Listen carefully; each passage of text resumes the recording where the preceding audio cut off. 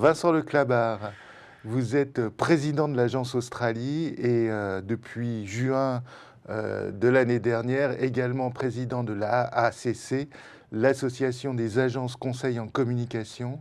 Alors, c'est quoi d'être président de l'AACC dans un monde qui change tout le temps, dans un monde publicitaire secoué par des révolutions technologiques permanentes? C'est un moment assez excitant, je dois dire, assez important pour la profession, mais important pour toute la société française. C'est-à-dire que manifestement, on est à la croisée des chemins, il y a tout qui change.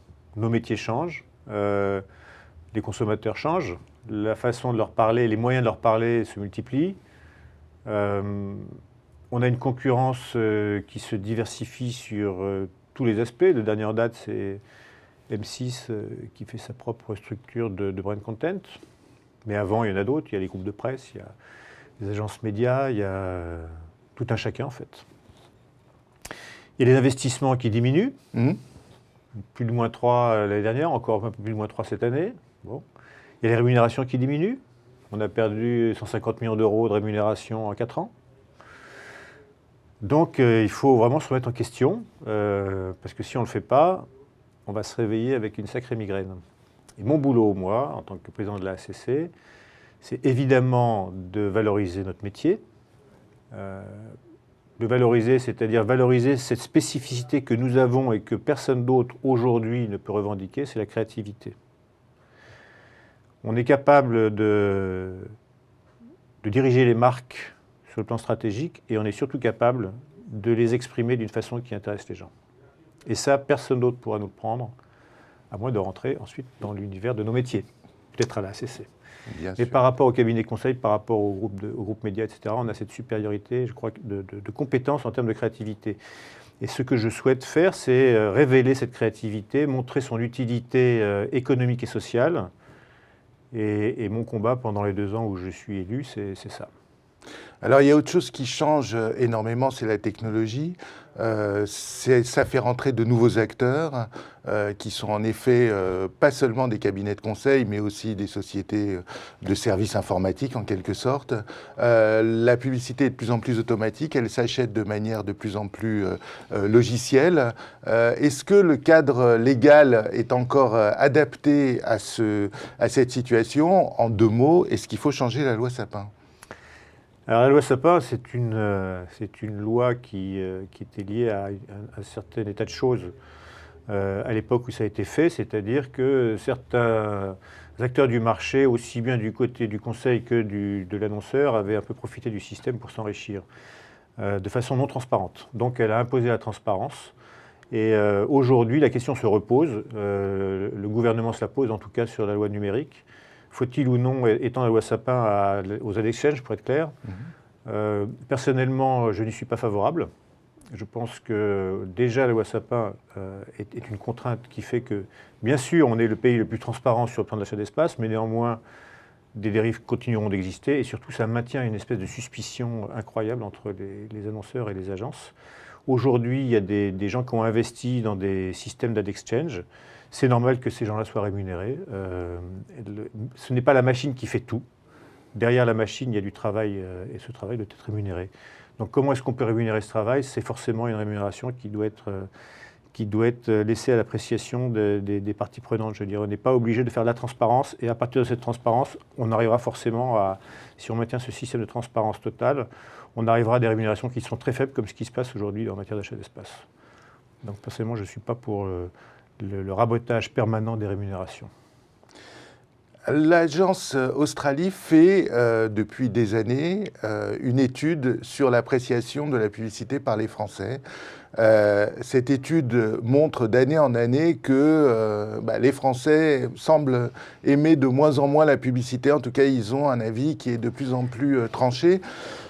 Qu'est-ce que ça veut dire? Qu'est-ce qu'on peut faire? Et est-ce que, aussi bien pour le patron d'Australie que pour le patron de la ACC, c'est pas un peu, sinon décourageant, embêtant, disons? C'est embêtant. Jusqu'à présent, on assistait à cette dégradation assez régulière de l'appréciation par les Français de la publicité. On a compris pourquoi, en fait, ils ne l'appréciaient pas. C'est parce qu'ils ont besoin de se sentir respectés. Les Français accordent une très grande importance à la considération qu'on leur porte. Et ce qui est vrai pour la publicité est également vrai pour d'autres types de discours, les discours des politiques en particulier. Ce qui est positif, si on peut dire, c'est que nous avons étendu cette année l'étude à 5 pays européens.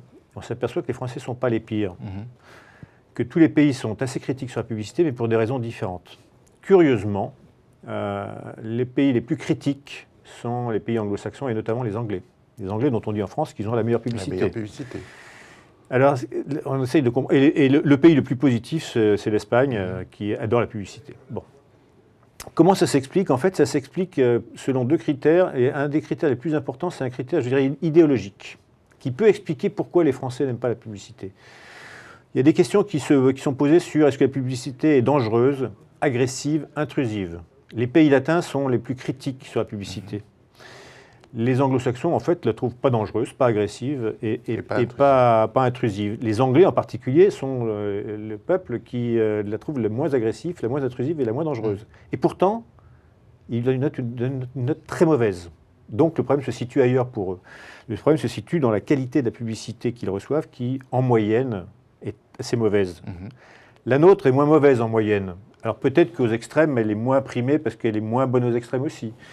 La publicité espagnole est très très appréciée. Nous, on ne l'aime pas parce qu'en fait, on a un a priori contre la publicité. A priori qu'on va retrouver ensuite dans tous les problèmes de réglementation qui nous envahissent en ce moment. Les Français considèrent que, idéologiquement, la publicité, c'est dangereux, c'est pas bon. Et pour justement passer cette espèce de barrière psychologique, il faut qu'on soit vraiment super bon. Or aujourd'hui, les contraintes de nos clients, la peur de rater, la peur d'échouer, obligent à faire des choses qui ont déjà été faites, qui ont déjà marché. Et ça, c'est pas bon pour la créativité. À propos de créativité et à propos de possibilités à être réactif, aujourd'hui, Australis, c'est une agence indépendante. Comment est-ce qu'on fait pour vivre en agence indépendante face à des géants de plus en plus géants, des groupes qui se regroupent pour lutter eux-mêmes contre de considérables acteurs d'Internet? C'est un avantage d'être petit indépendant? L'indépendance a des avantages évidents, sinon je ne serais plus depuis longtemps. Les avantages, c'est d'abord d'être maître de son destin, si on peut dire, c'est-à-dire que les décisions sont prises chez nous, et non pas à New York ou à Londres. Ça, c'est la première chose. La deuxième chose, c'est qu'on a des clients qui viennent pour nous, et dont nous sommes capables de conserver la fidélité si nous les servons bien.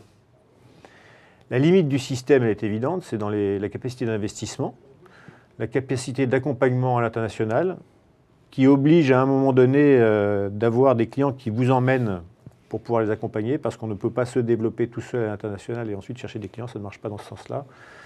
Je pense qu'il y a des effets de balancier, c'est-à-dire qu'on a vu les grands groupes se développer très fort, et les grands groupes français en particulier, d'une façon extrêmement habile, parce qu'ils ont créé des tas de petites filiales qui prennent un peu la forme d'agences indépendantes au sein des grands groupes et qui sont de qualité.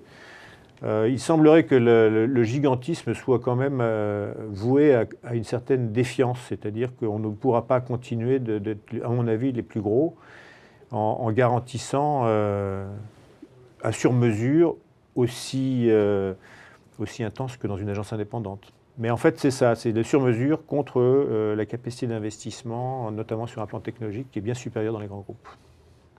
Alors, il reste une dernière question, c'est une question en forme de challenge. Vous avez 30 secondes pour y répondre, il va y avoir un décompte qui va s'afficher, voilà.